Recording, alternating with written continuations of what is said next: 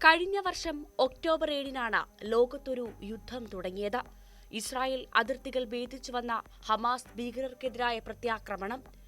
Israel യുദ്ധം പ്രഖ്യാപിച്ചതോടെ പിന്നെ ഉഗ്ര പോരാട്ടമായിരുന്നു.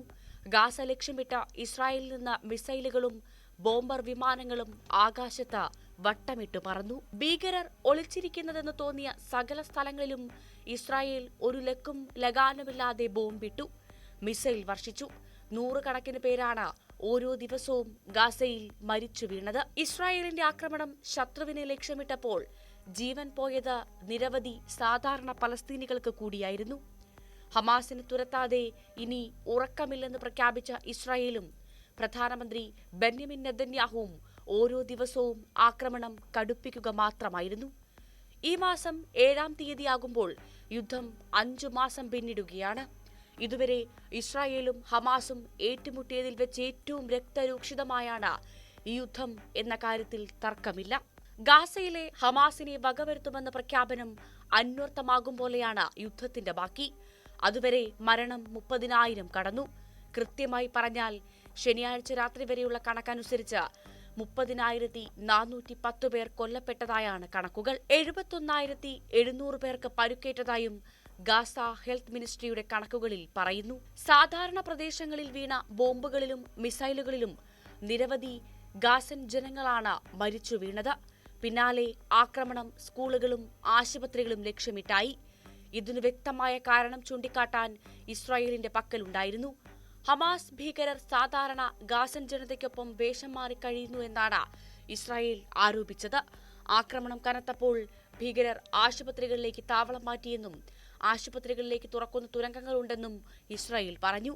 ആദ്യം ലോകം ഇതെല്ലാം വിശ്വസിക്കാൻ പ്രയാസപ്പെട്ടെങ്കിലും ഗാസയിൽ കടന്നുചെന്ന ഇസ്രായേലി സൈന്യം ഇതെല്ലാം സത്യമാണെന്ന് ലോകത്തെ അറിയിച്ചു. ഓരോ തെളിവുകളും നിരത്തി. കഴിഞ്ഞ ദിവസം UN സംഘം എത്തിച്ചു നൽകിയ ഭക്ഷണത്തിനായി കാത്തുനിന്നവർക്ക് നേരെ ഇസ്രായേൽ വെടിവെച്ചിരുന്നു. 100-ലേറെ പേർ ഈ സംഭവത്തിൽ മരിച്ചു. ഇതാണ് ഒടുവിലെ ഏറ്റവും വലിയ മനുഷ്യക്കുരുതി. എന്നാൽ വെടിവെപ്പിലാണ് ഇത്രയധികം പേർ മരിച്ചതെന്ന വാദം തള്ളുകയാണ് ഇസ്രായേൽ. ഭക്ഷണം വാങ്ങാനുണ്ടായ തിക്കിലും തിരക്കിലുമാണ് ഭൂരിഭാഗം മരണങ്ങളെന്നും ജനക്കൂട്ടം അക്രമാസക്തമാകുന്നുവെന്ന് കണ്ടപ്പോൾ മാത്രമാണ് വെടിവെച്ചതെന്നുമാണ് ഇസ്രായേലി സേനയുടെ വിശദീകരണം. എന്തായാലും സംഭവത്തെ അറബ് രാജ്യങ്ങളും US-ഉം കടുത്ത ഭാഷയിൽ അപലപിച്ചിട്ടുണ്ട്. ഇസ്രായേൽ പദ്ധതിയിട്ടതുപോലെ ഗാസ സിറ്റി ഏതാണ്ട് പൂർണ്ണമായും 5 മാസം കൊണ്ട് ഒരു കോൺക്രീറ്റ് കൂനയായി കഴിഞ്ഞിട്ടുണ്ട്. ഗാസയിലെ ശേഷിച്ച താമസക്കാരിൽ ഭൂരിഭാഗവും നാടുവിട്ടു. കെട്ടിടങ്ങളും മറ്റും നശിച്ചു വീണിട്ടും ഗാസൻ ജനത ഇവിടെ നിന്ന് പോകാൻ കൂട്ടാക്കിയിരുന്നില്ല. ഇസ്രായേലിന്റെ മുന്നും പിന്നും നോക്കാതെയുള്ള യുദ്ധത്തിൽ വിമർശനങ്ങളും ഉയർന്നത് ഇങ്ങനെയാണ്. ഇതിനേക്കാൾ ഗുരുതരമാണ് ഗാസയിലെ ജനങ്ങൾ മുഴുപട്ടിണിയിലാണെന്ന കാര്യം. UN എത്തിക്കുന്ന സഹായ വസ്തുക്കൾ ഗാസയിലെ 10-1 പേർക്ക് പോലും തികയുന്നില്ല. അതുകൊണ്ട് തന്നെയാണ് സഹായ വാഹനങ്ങൾ എത്തുമ്പോൾ വലിയ തിക്കും തിരക്കും ഉണ്ടാകുന്നത്. ഒക്ടോബർ 7-ന് ഹമാസുകാർ ബന്ദികളാക്കിയ 250-ഓളം പേരിൽ എത്ര പേർ ജീവനോടെ ബാക്കിയുണ്ടെന്ന കാര്യത്തിൽ വലിയ ആശങ്ക ഇപ്പോഴുമുണ്ട്. 120 പേരെ മോചിപ്പിച്ചിരിക്കുന്നു.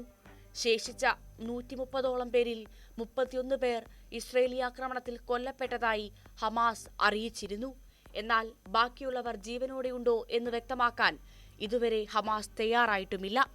ഇവരുടെ കാര്യത്തിൽ ഒരു വ്യക്തത വരുത്താൻ ഇസ്രായേൽ ആവശ്യപ്പെടുമെന്നുറപ്പാണ്. അതിനിടെ റമദാൻ കാലം കണക്കുകൂട്ടി വെടിനിർത്തലിനുള്ള ശ്രമങ്ങളിലാണ് അറബ് രാജ്യങ്ങൾ.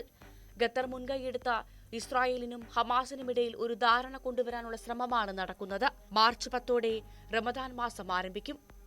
ഇസ്ലാം മതവിശ്വാസികളെ സംബന്ധിച്ച പുണ്യവ്രതമാസമായതിനാൽ 6 ആഴ്ചത്തേക്ക് യുദ്ധം നിർത്തിവെക്കാനുള്ള സമ്മർദ്ദം ഇസ്രായേലിന് മേൽ അറബ് രാജ്യങ്ങൾ ശക്തമാക്കിയിട്ടുണ്ട്.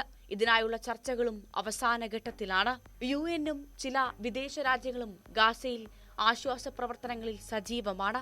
അതേസമയം ഗാസയിലേക്കുള്ള വഴികൾ പലതും ഇസ്രായേൽ അടച്ചിട്ടിരിക്കുകയാണ്.